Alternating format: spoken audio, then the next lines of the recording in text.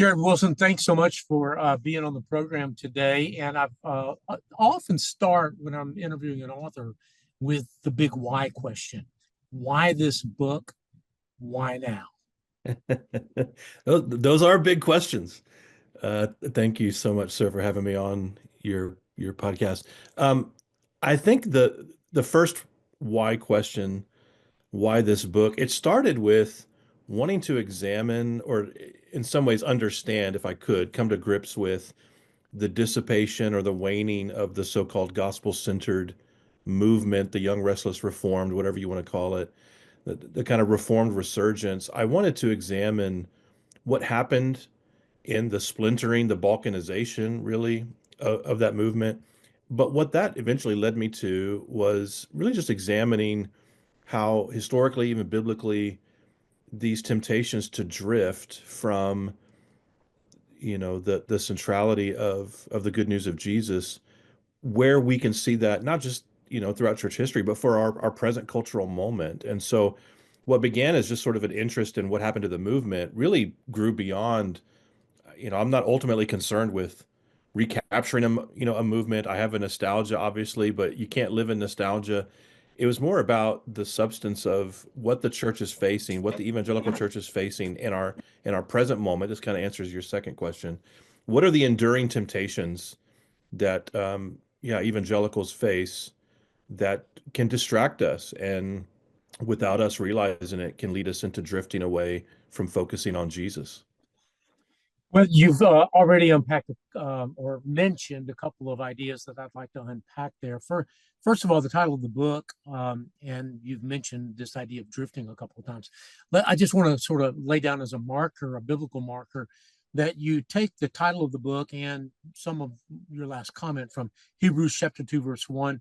Therefore, we must pay much closer attention to what we have heard, lest we drift away from it. And I want to come back to that idea of paying attention and paying closer attention and what that means a little bit later as we maybe try to land the plane at some point and look for solutions. And I think that that's probably one of the solutions that you're pointing us towards. But let's start back with the idea of the gospel centered movement, because the Young Restless Reformed movement, been aware of, I guess, almost from the very beginning. But in some ways, the gospel-centered movement, which had a moment, in the last couple of decades, really goes back much farther than the last couple of decades. Can you say what you mean by the gospel-centered movement, what its origins are, who some of the key figures were, and why you think it's kind of dissipated today? Does it in fact, is it in fact gone, or is it reconstituting itself? Yeah, well, so what I'm looking at is in the beginning, what emerged as a um, almost twofold sort of there was a kind of a two engined catalyst, I think, to what gave rise to the movement. One was a younger generation, or my generation, Generation X largely, responding to or reacting to what used to be called the seeker sensitive movement, the seeker church sort of paradigm, which itself was in some ways a reaction as well. But the seeker church concept kind of emerged from the church growth movement of mainly the 1970s into the 1980s. C. Peter Wagner and some others, kind of key figures in that. And what emerged was an approach to church essentially rejecting traditionalism, churchy's kind of Christianese language, barriers that would prevent the thought was to prevent lost people, unchurched people from experiencing church, hearing the good news of Jesus at church. And so you saw the emergence of, the seeker sensitive sort of approach. Two leading practitioners, of course, in the late 80s into the late 90s, early 2000s would be, Bill Hybels and Willow Creek Community Church and Rick Warren at Saddleback Church. Those were kind of the two tent poles, but you could throw others in there, Andy Stanley at North Point Church and others like that, sort of the leading practitioners. But then what happened is sort of in, from my generation who kind of grew up or at least came of ministry age. I was trained for ministry in a secret church model, a consciously, explicitly Willow Creek model church plant in Houston, Texas, and and I was sold out on that approach to church. I saw the sincere desire for a church that existed for lost people, a church that wanted to get rid of any barrier or obstacle between the unchurched and hearing the good news of Jesus. But a lot of us began to grow disillusioned with not just in some ways realizing experientially that the secret churches weren't doing what we claimed that they were doing, that we weren't, the emerging research was showing that we weren't actually reaching the unchurched, at least not to the rate that we, were claiming to do so, but also how that good news that, forefronting that message began to sort of recede into the background. And what got forefronted more and more was sort of a consumeristic, pragmatic approach to Christianity that for a lot of us sort of left us theologically untethered in some ways. We began to have questions, not just biblical questions, but even just experiential and practical questions about the way church was being done. Well, for a good number of folks, um, as the reformed kind of resurgence began, or recovery of kind of historic reformational theology began, it appealed to men and women of my generation who had felt like they grew up in churches where church history began with Billy Graham or something like that. You had, oh, they're actually going further back, right? And at the same time, you had, of course, the rise of what was known as the emerging church, then became the emergent church. And I think a great appeal of that stream was that sense of historic rootedness, some theological depth and substance. And at the same time, there was this recovery of historic reform theology. And the gospel centered movement came out of that with, publishing behind it and institutions, platforms behind it. And so when you have a couple of figures like Tim Keller and Don Carson starting the Gospel Coalition in 2005-ish, I think, and the rise of publishing companies kind of throwing weight behind this market share, like Crossway and others, there was a tribe there for a good number of disaffected seeker church guys who thought, oh, this is actually, theoretically, it's more biblical, it's more historical, and there is as much sort of momentum behind this as there used to be behind sort of the attractional church kind of model. Yeah. Let me you mentioned both the young restless reformed gospel center movement, and then you also mentioned the emergent. It seems to me though that while they arose at the same time, and maybe because of some of the same impulses, the emergent church, in my opinion, and I would welcome pushback from you if you disagree, went off the rails pretty early. The some of the and I'm wondering if you would agree with that, and if you would speculate as to why. Was it that they really weren't as biblically based as they claimed to be? Was it because there were some moral failures on part of some of the leaders in that movement? Um, um, why was the emergent church kind of up and down pretty fast, whereas the gospel centered, in fact, well, the Gospel Coalition is still going strong, right? Yeah. And some of the others, Together for the Gospel, and a few other groups have kind of called it a day. But even though they arose, back to my original question, even though they arose at the same time, they're really pretty different movements. Is that accurate? Oh, certainly. I think even, or despite sharing in some ways an attractiveness for, those who may be interested in more of a historical kind of expression of Christianity, some rootedness. I think the emergent church proved itself to be largely about aesthetics. So once you got in, okay, we've got the creeds and we've got the bells and whistles and the incense and all those sorts of things.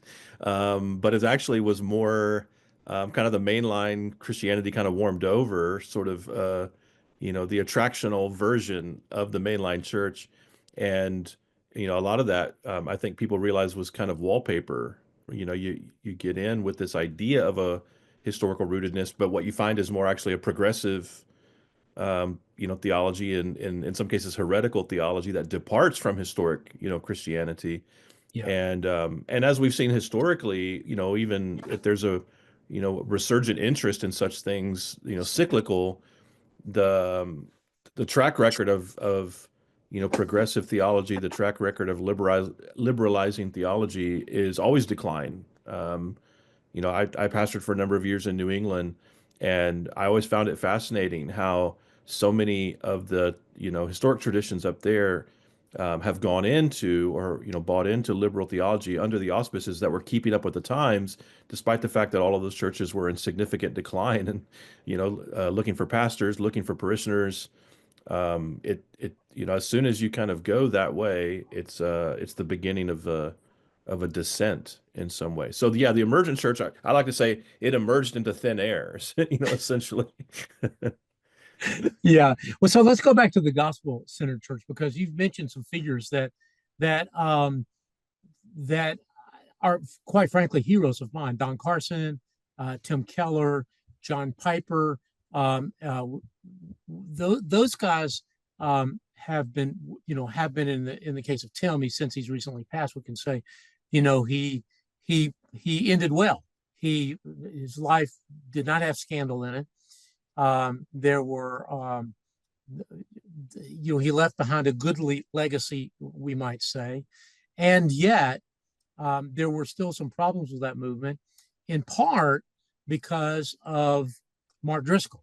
And I hate to say all roads lead to Mark Driscoll, but you and I both have probably a little bit more history than we would like with Marcel Church. I as a reporter, and you in some ways as a participant with Mark. I mean, can we trace a lot of the decline of the Young Restless Reformed movement and the decline of the gospel-centered movement to the problems of Mark Driscoll, or is it more than that?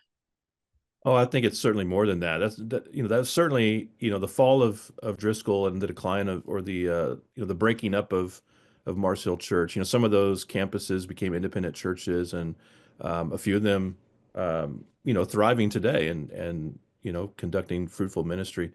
Um, and that was a significant, I think, pressure point, but I don't think that the decline or the dissipation of the movement is monocausal. I think there really were these multiple kind of pressure points that created these sort of stress fractures that eventually led to the balkanization of the tribe. I mean, even just thinking, brother, about the conference tent pole of Together for the Gospel, which is sort of the alternate year counterpart to the Gospel Coalition. Had a different flavor to it, but a similar concern, centering the good news of Jesus, and um, the idea of sort of a unity despite diversity, a unity despite difference on secondary doctrines, certainly tertiary doctrines.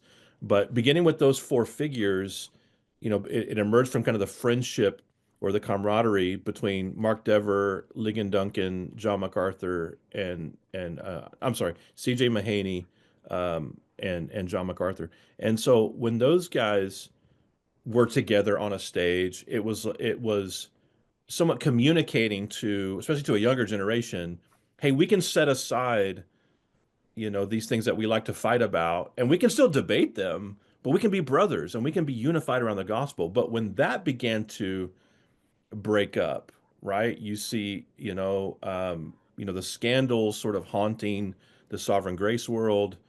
You see an increasing, division between certain flavors of Baptist, and it was like the center could not hold for whatever reason. We became apart for the gospel, and I think that in itself is almost an illustration for what has happened in the movement. I think everything from the political division, the social justice conversation, and in particular, something that I don't think a lot of folks talk too much about is the rise and the domination of social media, the democratization of social media, which is a good thing that everyone can have a voice. But what it also did was got rid of this perceived need for gatekeepers, for institutional filtering, and where we would all sort of look to two or three or maybe four kind of institutional edifices as deciding what we got to see, hear, read, listen to. Suddenly I can do that on my YouTube channel. Suddenly this church over here can start their own publishing company. This church over here can start their own podcast conference, circuit. And so we created all these other essentially rival institutions, and the freedom that we have to do that because of technology, is great. But I think it also created this pressure point of competition, even rivalry, to where we even see it today in the social internet, where people are at each other's throats, and a lot of it is, I think, a spirit of competition, a spirit of Yeah, yeah. of envy sometimes. Well, in fact, as I was reading your book, Jared, you've got a pretty helpful timeline near the beginning of your book where you've got a dozen or so events that trace the rise of the gospel center movement, and then you've got a dozen or so events, and the last one of those is in 2008 when Colin Hansen published his book Young, Restless, and Reformed, and then the decline timeline starts in 2012 and proceeds even unto today, you might say. The last item you have on there is Tim Keller dying in 2023, but you got about a decade of rise and about a decade of decline. It occurred to me that the rise pretty much ended when the iPhone was introduced in 2007.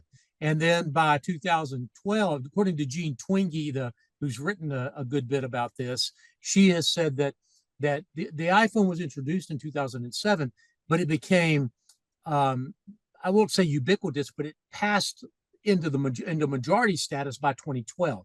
Oh, wow. By from 2007 to 2012, was just those 5 years. It was all it took for half of America to have an iPhone in those 5 years. And then that in your timeline is when things start unraveling. They start falling apart. So I didn't even know that. I didn't know that coincided, but yeah, I know it's just remarkable. And it's hard for me to believe that it is a coincidence, or at least completely a coincidence that that occurred in that way. So yeah. Well, and as I said, it's a good thing that everyone has a voice. We do live in the United States of America. Those of us who are listening, I guess, in America can say that. But we like the even within sort of in my tradition, in my church tradition, we believe in the priesthood of the believer. And as a Baptist, I'm a Congregationalist. The congregation holds the keys. So there's kind of a decentralized sense of authority, and so there's some good, I think, positives to that. But it also, I think, also just led to, naturally, whether you see it as a good thing or a bad thing, and I'm sure a good number of people see it as a good thing, it leads to eventually a sense of distrust, or at least less reliance on centralized, places of authority. I don't need the Gospel Coalition to gatekeep for me anymore, or to be the filter by which I decide or hear from certain speakers or figures or other influencers. I actually have this other outlet now, or I can find them myself. That sort of thing naturally is going to lead to kind of an expansion of the voice, and in some ways, when the movement becomes more mainstream, I suppose, it ceases to be a movement. It becomes more of, kind of the, I don't know, just part of the ecosystem, Yeah. a flavor among all the flavors. Yeah. I don't want to wander too far afield here, but as an Anglican, of course, I would have a somewhat different perspective. And one of my mentors once said to me that if you don't have an authority, then you are the authority. And so it's a short leap from me being my own authority to I can be as God, which of course is the original heresy in the Garden of Eden. But we will table that conversation for another day. Sure. Okay. And go back to your book, because one of the things that you said earlier that I think is an important point to stress now is that you say that it's not Mark Driscoll, it's not one thing, but it's not a monocausal movement, the decline was not monocausal, it was many causes.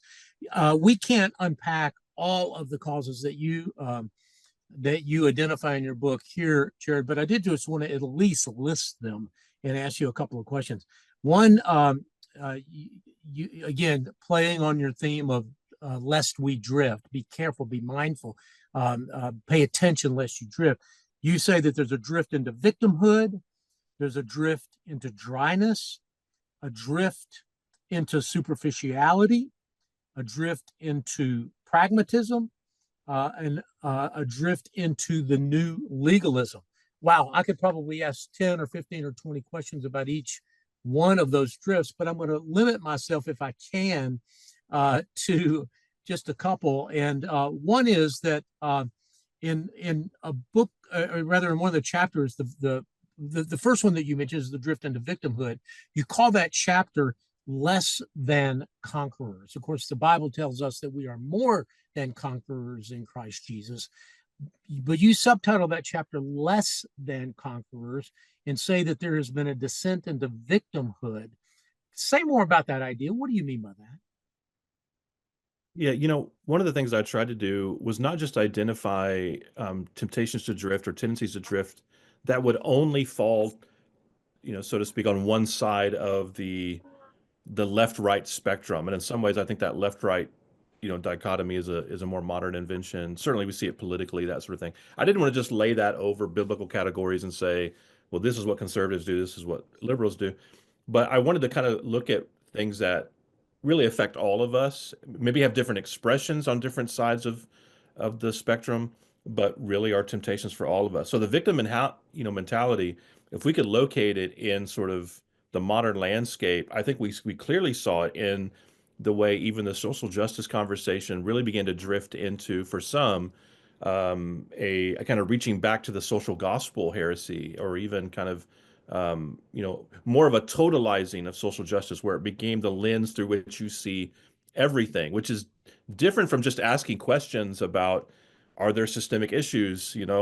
Does America have a history of racism that we still need to deal with? Certain things like that, which would be in the past questions we could have and conversations we could have without people losing their minds. But suddenly, when you see the rise of things, or the becoming more prominent things like critical theory, critical race theory, and others, where we see everything through this oppressed oppressor paradigm, and everything is, that's the totalizing of social justice. Yeah. So on what we might call the left side, we have this victim mentality where we see the whole world through this oppressor oppressed paradigm, and being a victim is what shapes my identity.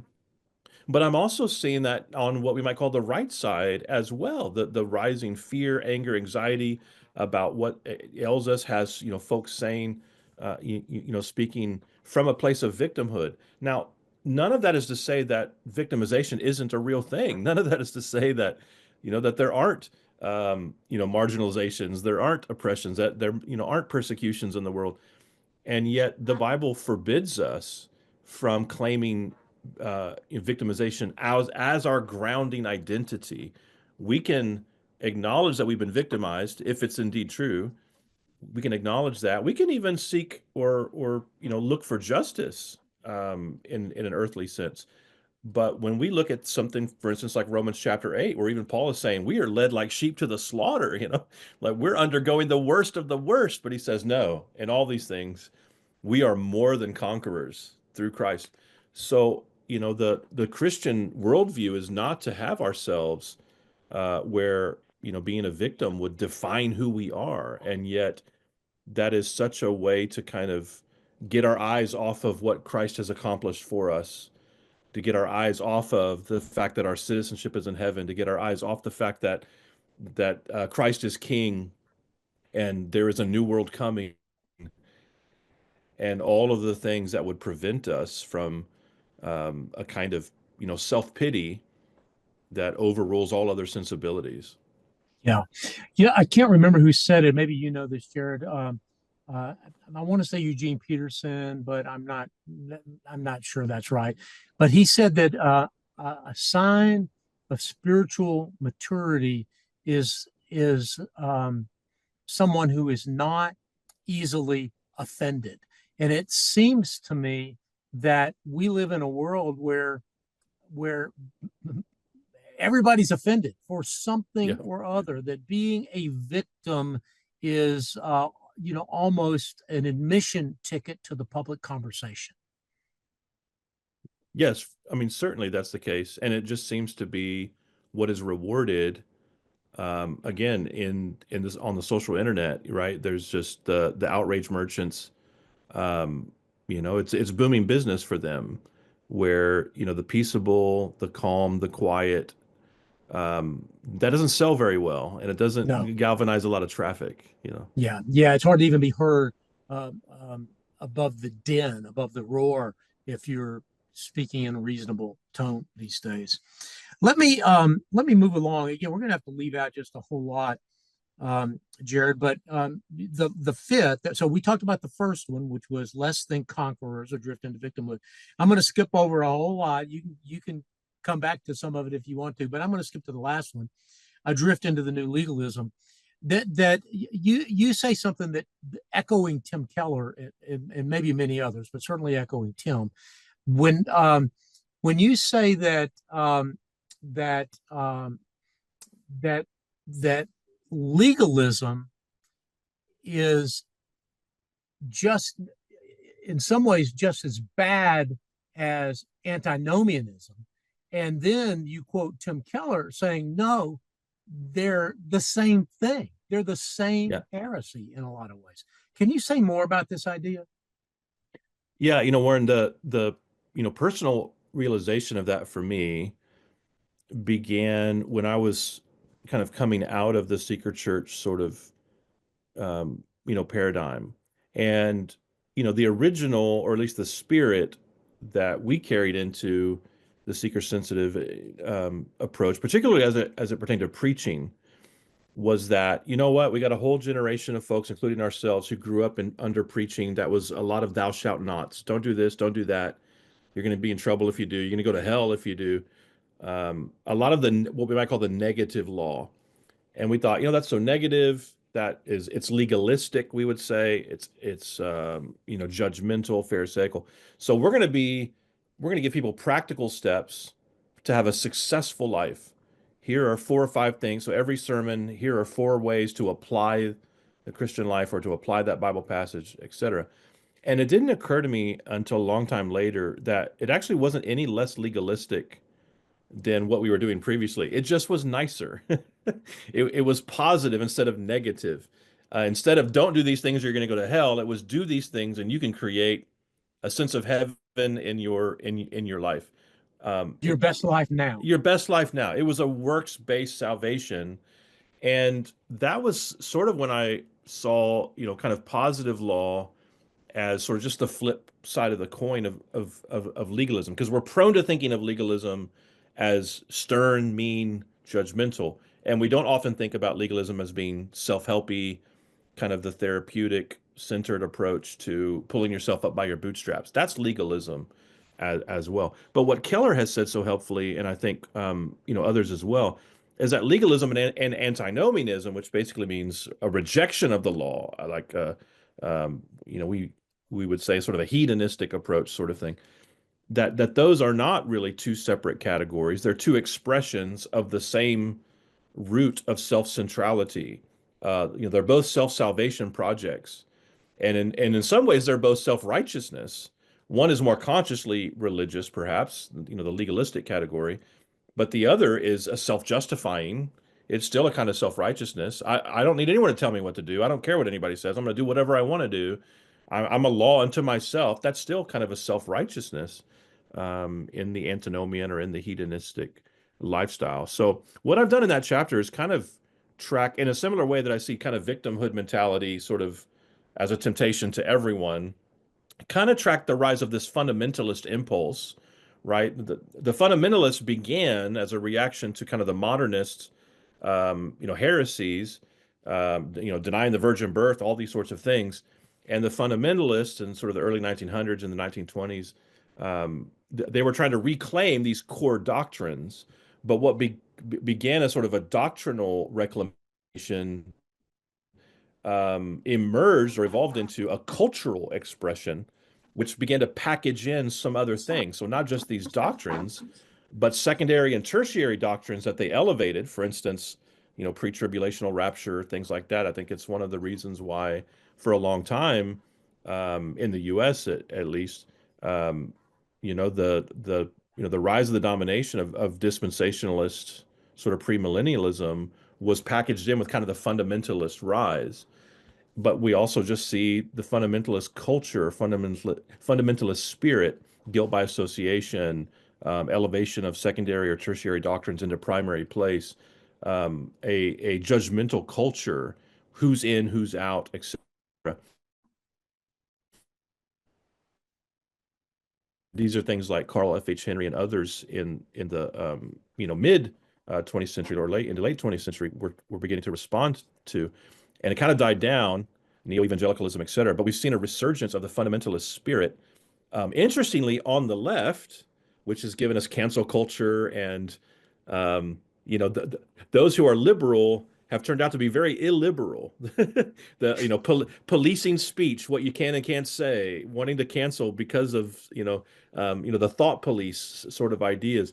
It's a very sort of illiberal sort of approach, but we're also seeing it, I think, on the so-called right as well, as we begin to elevate secondary and tertiary doctrines into primary place, deciding, creating a litmus test for who's really a Christian based on who you associate or don't associate with, political views, all these sorts of things, views of social justice, et cetera. All those things, which are important conversations to have, have right or wrong answers perhaps, but do not rise to the level of throwing people out of the brotherhood.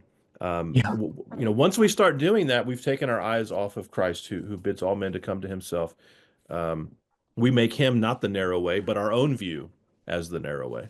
Right, exactly. Yeah, in fact, even this week, as you and I are having this conversation, there's a controversy going on right now. Since we started talking about Mark Driscoll, and you started your book that way, we're talking about Mark. Um, Mike Cosper did the Rise and Fall of Mars Hill podcast, which has been seen by tens of millions of people at this point, and now he's in the middle of a controversy online, and from some of the folks on the right who are saying that he's not a Christian, and insult, making all kinds of outrageous insults against him. On the other hand, I've also been following sort of the LGBTQ movement for a while, and there are many sort of uh, strong voices for the LGBT movement that are now at odds with the T in the LGBT, right? You're right. Yeah, because I mentioned that in the book a couple of times. Yes, yeah. Yeah, that's right. You do the transgender, the women athletes like Billie Jean King and others are speaking out against men playing in women's sports, and all of a sudden they're being canceled by the progressives. So, but well, again, another rabbit hole that we could probably spend a weekend. So let's try to land this plane, Jared, because and Okay. go back to the verse that on which on which the book is based. Therefore, we must pay much closer attention to what we have heard, lest we drift away from it. Hebrews 2:1. I just want to return to that. So basically, you're saying, we should all get into wokeness and mindfulness. That's what paying close attention means, No, right? yeah, yeah. Don't clip that out as a Yeah, no, exactly. I no. know that's not what you mean, but Yeah. there it is, hiding in plain sight, that Scripture is telling us to be clear-eyed, to be, have our eyes open, to pay close attention to the fundamentals of the faith, right? Yes. And I draw as well from 1 Corinthians 15, the first few verses there, where Paul says the gospel is number one of first importance, but then also lays out how the gospel, the good news that Jesus Christ died on the cross for the forgiveness of sins and rose from the grave to give us the gift of eternal life. Paul says that gospel is in accordance with the scriptures. So essentially, the whole Bible is about Jesus. Everything culminates in him. He also says that we received it past tense, so we are converted or justified, by our faith in Christ. But also, he says you stand in which you stand, present tense. So the gospel is not something that we move on from. This is, I think, something that the author of Hebrews is addressing as well. You don't get this gospel and then run on to something else or graduate to different doctrines that are of first importance. No, this is always of first importance perennially.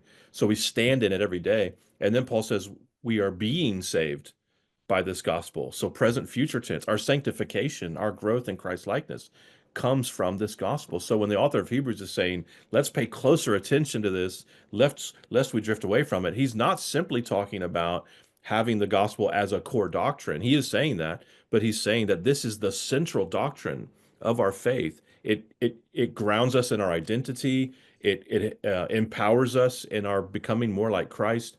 So we aren't to take our eyes off of this. And just as anyone who drives knows, you're going to drift towards whatever you're looking at. And so you may want to glance at some things because you got to do that to be a good driver. So even in the Christian life, we might want to glance at some things, but we don't want to look for long at anything other than where we want to head, which is to see the face of Jesus. So we want to, as Paul says in 2 Corinthians 3, be transformed from one degree of glory into another by beholding with an unveiled face the glory of Jesus. That's my thoroughgoing concern in the book, is that we keep our eyes on the author and the perfecter of our faith, Jesus Christ. Well, Jared, that is such a good word to end on that I think we will there. And even though I know that I'm leaving out just a tremendous amount, so let me just say in closing, stipulate for the record, we didn't cover the whole book. Go get the book, go read the book, go study the book. It's called Lest We Drift: 5 Departure Dangers from the One True Gospel, written by my guest today, Jared C. Wilson. So, Jared, thank you so much for being on the program today. Blessings to you. I pray this book does well. It was very nourishing to me personally, and I'm confident it will be so for others as well. Just in closing, anything I'm not smart enough to ask that you want to make sure you leave us with? No, you did a great job, Warren. I really appreciate it, sir. This was a great opportunity, and you asked some great questions. Yes, sir. I appreciate it. Thanks so much, Jared. Blessings. Have a great day.